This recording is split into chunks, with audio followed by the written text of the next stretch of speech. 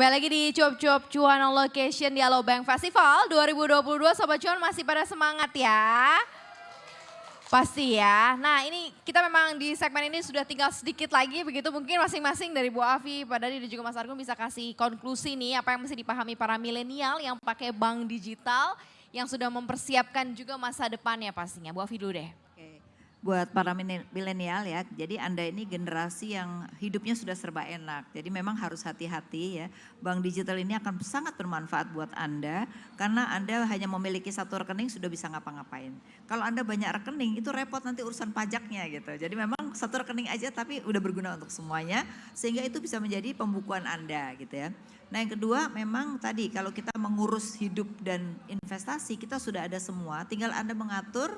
Dan aturan itu adalah Anda tinggal lihat bagaimana pendapatan Anda, lalu berapa konsumsi, berapa investasi, tinggal ada aplikasinya semua gitu. Jadi kami berharap tidak hanya pada saat festival ini engagement dengan Alobank, tapi ke depan kita akan terus selalu bekerja sama gitu ya. Anda sebagai nasabah dan di Alobank yang melayani Anda dan Anda bisa berhubungan dengan berbagai grup dari CT Corp.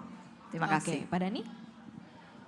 Oke, nah kalau dari saya balik lagi satu, key take away dari perbincangan kita adalah satu,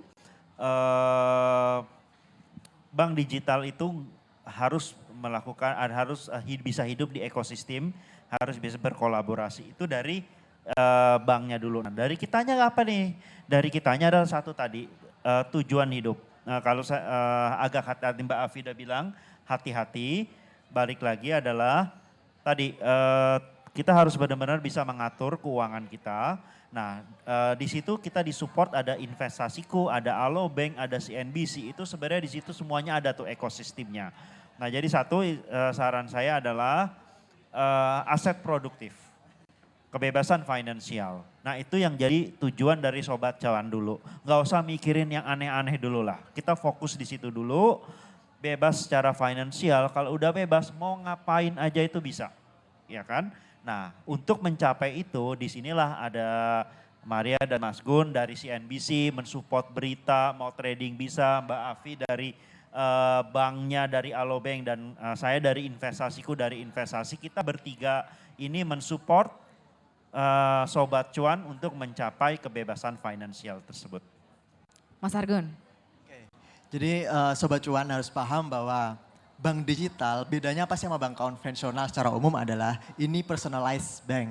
Kalau dulu di bank-bank secara umum itu ya, teman-teman atau Sobat Cuan baru bisa dapat layanan khusus itu kalau rekeningnya 1 miliar misalnya. Ada istilahnya private banking. Kalau mau nabung dijemput gitu kan, kita nggak perlu ngantri di ngantri di teller misalnya.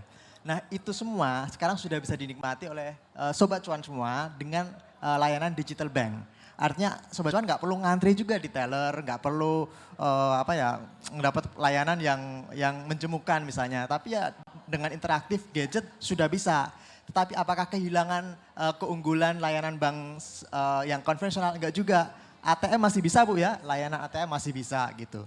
Nah itulah keunggulan bank digital saat ini. Dan menurut saya bank digital ini akan prospektif seandainya tadi itu didukung oleh komunitas yang kuat atau ekosistem yang kuat. Karena ini adalah banking as a service istilahnya. Jadi bank yang bisa digunakan untuk apapun. Karena itu dia menjadi pilihan milenial. Jadi untuk investasi bisa, untuk belanja bisa. Tetapi itu semua mungkin tidak di rekeningnya sih. Tapi bekerja sama dengan misalnya investasiku, dengan Transmart misalnya, atau nanti juga kalau untuk urusan informasinya dengan CNBC. Jadi semuanya ada dalam genggaman satu aplikasi itu. Itu keunggulan bank digital dibandingkan dengan bank konvensional secara umum. Gitu. Alobank ya, one for all for one ya Bu ya semuanya ya. Saya mau tambahin sedikit yang Mas Gun bilang tadi. Boleh. Nah jadi kawan Sobat Cuan ini nggak usah download tiga-tiganya tuh. Terserah mau download CNBC kah, Alobank kah, investasi kah. Misalnya Alobank lah, ini karena kan yang paling yang punya duitnya nih Mbak Afi nih. Cukup download Alobank, kalau mau cari berita dari Alobank aja masuk ke CNBC. Mau investasi dari Alobank masuk ke investasiku. Jadi cukup satu downloadnya. Itulah keunggulan dari Alobank sebenarnya. Gitu ya, itu langsung di note sama Pak Dhani Eugene ya. Terima kasih Bu Afi, Pak Dhani, Mas Argun, dan buat Sobat Cuan kalian keren banget semuanya, terima kasih. Tenang ya, yang belum dapat hadiah pastinya kalau misal belum bisa ikut atau dapat di talk show di sesi 1, jangan khawatir karena masih banyak ada rangkaian acara lainnya seperti free lunch campaign, selfie competition, ada juga talk show di sesi kedua yang akan disiarkan juga secara live di CNBC Indonesia TV ya. Buat yang ada di sini juga nanti akan ada hadiah lagi kalau kita lanjut nonton ya dari jam 1 nanti sampai jam 3 sore.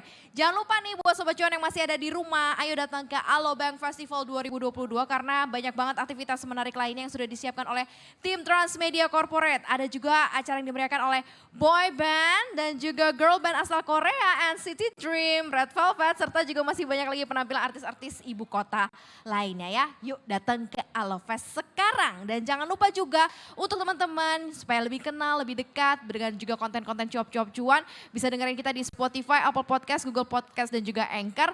Follow akun Instagram cuap-cuan di @cuap_cuan dan subscribe YouTube channel kita di Cuap Cuan. Jangan lupa semua podcast Cuap Cuan juga tayang di CNBC Indonesia TV. Terima kasih, kita yang ada di sini pamit dan juga tadi Bram pamit ya. Yang jelas terus ikut rangkaian acara Alobank Festival dengan informasi yang menarik lainnya. Terima kasih, CNBC Indonesia, Beyond Business. Bye.